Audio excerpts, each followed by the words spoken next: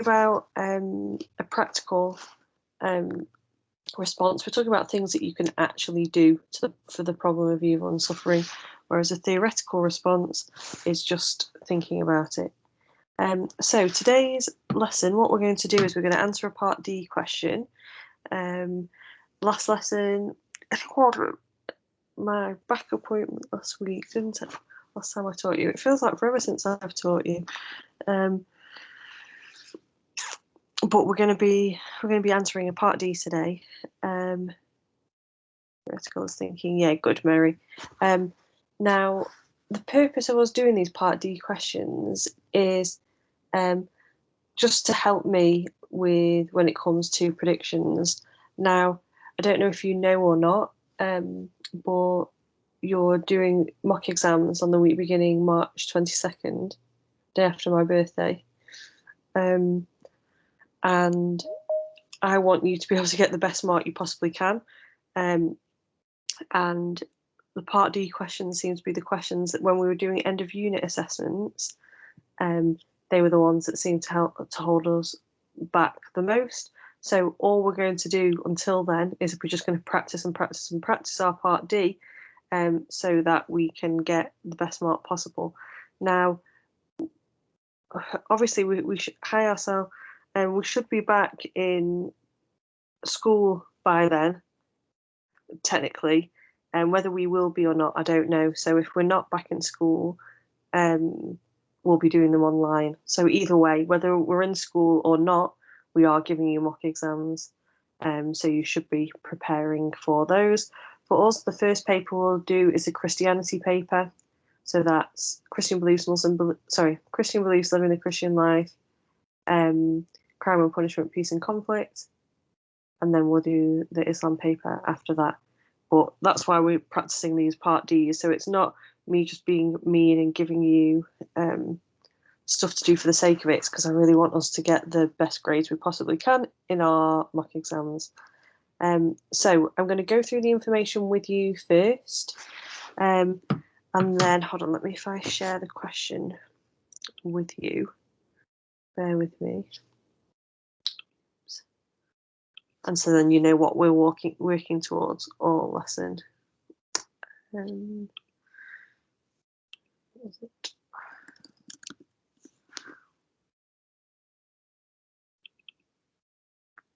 I'm sorry, Roxy cancelled Kids of Colour last week, but it is going ahead this week. So it'd be lovely to see you there, even if you've never been before, or even if you come every week. It'd be really nice to see you. Okay, so I'm going to copy and paste our question.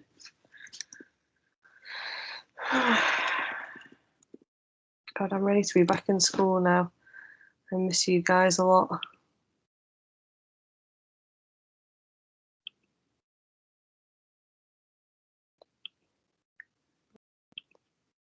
Okay, so there's the question that we're answering.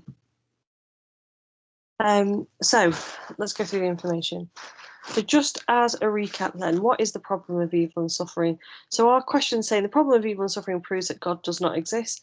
People will agree with this, and there'll be non-religious people, there'll be atheists.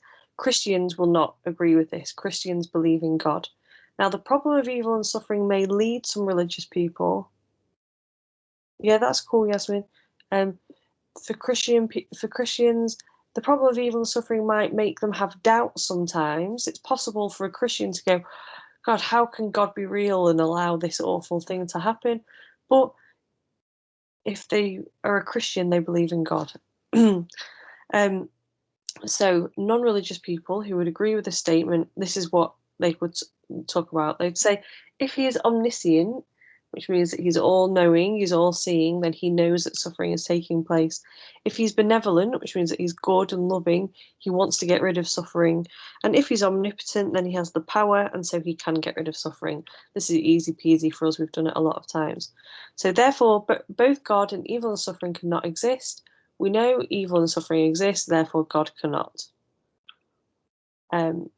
And so for Christians then, that they would respond and talk about God's omnipotence and benevolence and say that here's a sower for us from the Old Testament, but they would say that basically God is powerful and loving, and you just have to trust him. And so this sower is saying that the Lord works righteousness and justice for all the oppressed. So Christians would say God is fair, and so even if bad things are happening now, at some point you'll be rewarded. And whether that's in this life or in the next life, but you are God is just, God is fair. Hi, Princess and Abdullah. We're doing a Part D question today, so we're just going through the information for it now. So here are some of our keywords. These are the words that we should be getting into our answers. Let me just update the register. Are there any of those that we can't remember? Is there anyone who remembers what veil of soul making is?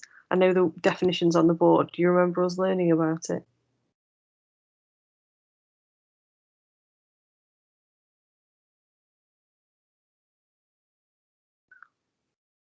Yeah, the other class, people in the other class didn't remember it. A mix here, so Lordina doesn't, Princess does. Sweet. Okay. So, if we have a look at intercession, that is a practical response. We don't need the practical responses in this. So we don't need the practical responses in this question. If you have a look at the question again, it's saying whether it proves that God does not exist. We don't need to talk about them, but I'm just putting it in here just because we're revising the whole topic. So inconsistent triad, which Paris talked about before. And so this is the idea that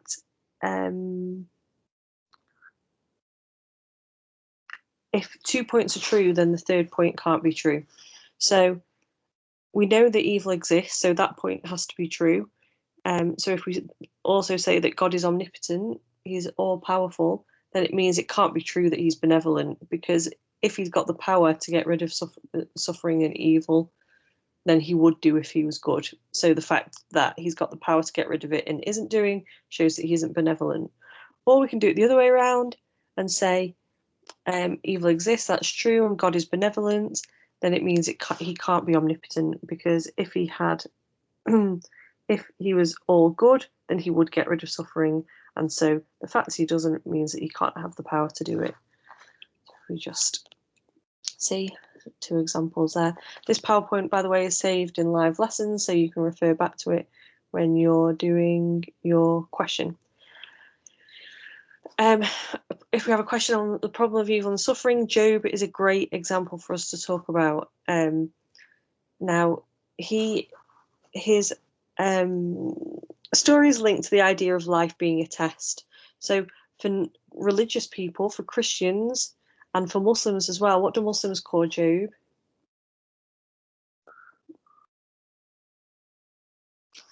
Ayub. Good.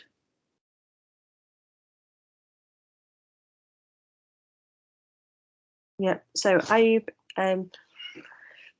now, if we're talking about a question then that's saying that evil and suffering proves that God does not exist, well, a Christian or a Muslim would disagree with this. And one of the arguments that they could use is that life is a test. So, yeah, good. Arsal Ayub as well. And Job is a good person for us to talk about. So here's a sower. And this is a sower that Christians could say that they relate to. I have no peace, no quietness, I have no rest, but only turmoil. And so it's the idea that Christians will go through this pain that Job went through, but if they stay loyal to God, then they pass the test and they'll be rewarded for that. Whether it's in this life or in the next life. So stay loyal to God and you can get a new family too. Okay. Yeah, fine. So here are some other theoretical responses. They're not practical responses. They're not things that Christians can physically do to get rid of evil and suffering, but they can explain away how God and evil and suffering both exist. So free will. So for this question, we'd talk about Adam and Eve. For this point, if you were going to use this, you would talk about Adam and Eve about how they brought suffering into the world, and that actually the suffering that we see is not caused by God,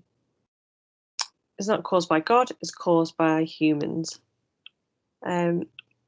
Or this point you might want to talk about, that nobody knows why they're suffering. Job certainly didn't understand why it was happening to him, but there was a reason for it, and so we should just trust God and trust that reason. If you're using Job as an example, you can also use Jesus, and that he suffered, but he still remained faithful, and Christians should follow his example.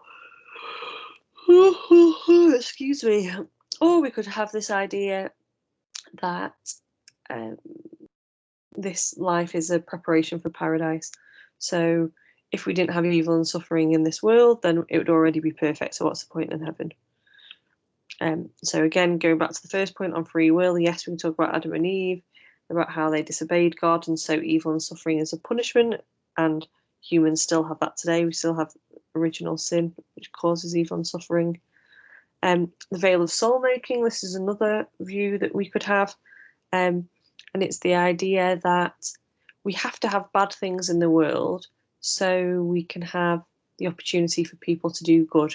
So say, for example, when there's a natural disaster, charities raise money, people donate money to help them, people donate their time and their effort and go over to these places and help the people. So Christians could argue this, the veil of soul making, that we need an environment where bad things happen to allow good people to do good things. And so this is part of, I guess, like life as a test, isn't it? So practical responses we don't need to talk about today, but say that we got a part A question or something that said outline 3 practical responses to the problem of evil and suffering. This is what we could talk about. Okay, so what I want to remind you of then, let me see if I can send it on here. This is saved in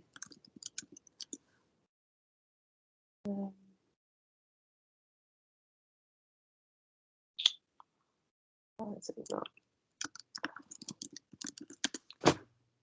Oh, I can't find it. All right, never mind. I was going to attach it, but if you go into files and exam questions, I think it's exam questions. Oh, whatever. It's in files. If you have a look, it's something that says Part D instructions. So if you have a look in there, it gives you what we need to do to get a level 4. So just as a reminder, we should be picking 1 point to agree and explaining it in as much detail as we can, and 1 point to disagree and explaining it in as much detail as we can. If you're saying things like, and I know this is hard because this is the way that we did it for years, but if you're saying one reason why a Christian would disagree is this means, another reason is this means, another reason is this, whilst I'm very impressed that you remember all that stuff, that's not going to get you the level 4. You need to pick a point and you need to explain in as much detail as you can. And so it might mean that some of these, let me go back to it. It might mean that you're able to link some of these points together. So talking about Job and Jesus as examples of life being a test or whatever. So you can link points together, but nowhere in your answer should it say another reason is, because that's showing the examiner, who is me now, that you don't know about that 1 point in enough detail, that you're talking about different points. So try and link the points together. But if you look at Part D instructions that's saved in files, you'll be able to see that. Now, the last Part D question we did on crime and punishment, there were several people who did a really good job. It's going to be the same setup this time, where I'm going to give you 12 minutes to write the answer. So I would say do this on pen and paper and 12 minutes. And then I'm going to post up a video. I've talked through the what you need to do to get, sorry, just getting this. Talking through the answer for what you need to do to get level 4. So it's a model answer. And then you can improve the answer that you've done, and you've got until 10:45 to submit it. Now, we're doing this as a proper answer. I've put on here the table agree, disagree, because that's how we should start our planning process. But we need to be writing full sentences, so not like agree as a headline and bullet points or anything like that. We start off with some people may agree with this statement, or some non-religious people may agree with the statement, or some Christians or all Christians will disagree with the statement. You see what I mean? So we're doing it in proper full writing. So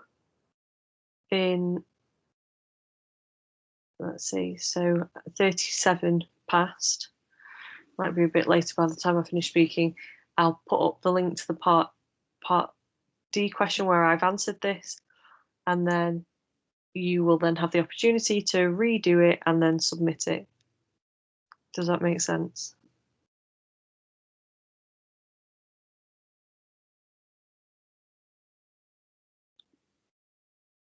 And so nice one. Okay. So just as a reminder then, the reason why we're doing these things is because you've got mock exams starting March 22nd. Whether we're in school or you're at home, you are doing mock exams in time conditions. And I want our Part D questions to improve so that we can improve our grades overall. So we should be revising.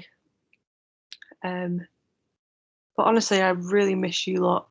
It's rubbish now, teaching from home like this. So I hope we do get to go back into school soon. Yeah, that's fine, Roa. I hope you're okay. Okay, so does anyone have any questions, or should we get going? And so we don't need to come back onto the chat. You're just going to submit the work. I haven't put the assignment on yet. I will do after the 12 minutes are up. So the PowerPoints are saved in 5 live lessons. Paris, what do you mean, what are we doing? I've just explained what we're doing twice.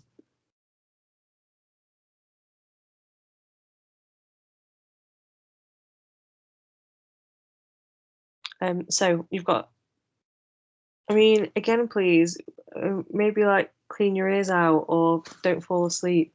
So we've got 12 minutes to answer this question. You're answering it in full sentences. You're answering it like a proper exam. And if you need help on the technique, go and have a look at Part D, instructions that's saved in files. Paris, you know loads of information, but last time you did it like point, explain, point, explain, point, explain. You need to move away from that so I can give you a level 4, and it just needs to be a point and you explain it in loads of detail with SOAs and whatever. And so in 12 minutes time then, so at 9:40, I'll put up a video that goes through a model answer, and then you'll have until 10:45 to improve your answer and turn it in. The assignment hasn't been set yet. It'll be set after I've put the video link up. Okay, so take care, everybody. I miss you. I'll speak to you soon. Okay, ta-ra.